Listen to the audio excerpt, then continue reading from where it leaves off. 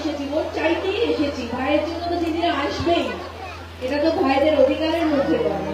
এবং 3 নম্বর বোতাম টিপে অবশ্যই আমার ভাই মুকুটমণি অধিকারীকে আপনাদেরকে 3 নম্বর বোতাম টিপে জোড়া ফুল চিহ্নে ভোটটা দিতে হবে।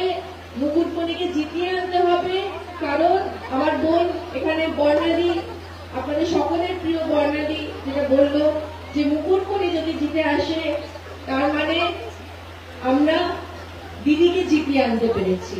আনবেন তো? আমি আপনাদের বলছি যে আমি বিধায়ক ছিলাম 3 বছর মেদিনীপুরের, এবং তারপর আমি সাংসদ হয়েছি। মেদিনীপুরের জনগণ, গণদেবতা আমাকে আশীর্বাদ করেছেন দুহাত তুলে। মেদিনীপুরের সিটটা খুব লড়াই করে জিততে হয়েছে। 2019-এ দিলীপ ঘোষ সেখান থেকে জিতে এসেছিলেন 1.5 লক্ষ ভোটে।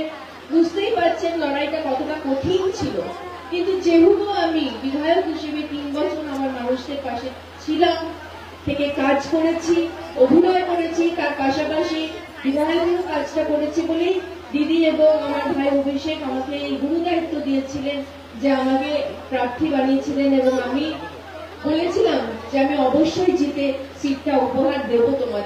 আমি রাজনীতি করতে আসি, আমি এসেছি মানুষের সেবা করতে, মানুষের কাজ করতে, কারণ এটাই আমি শিখেছি দিদির কাছে যে কিভাবে উনি দিন রাত 24 ঘন্টা কিন্তু বাংলার মা মাটি মানুষ, বাংলার মায়েরা বোনেরা, বাংলার মেয়েরা কি করে ভালো থাকবে সেটাই কিন্তু তার চিন্তা, একমাত্র চিন্তা, এবং সেটাই তিনি করে যাচ্ছে বিগত 15 বছর ধরে। যদি কেউ তার কথা দিয়ে তার বাস্তবে পরিণত হয় তার সেই কথা, তিনি হলেন আমাদের নেত্রী মমতা বন্দ্যোপাধ্যায়।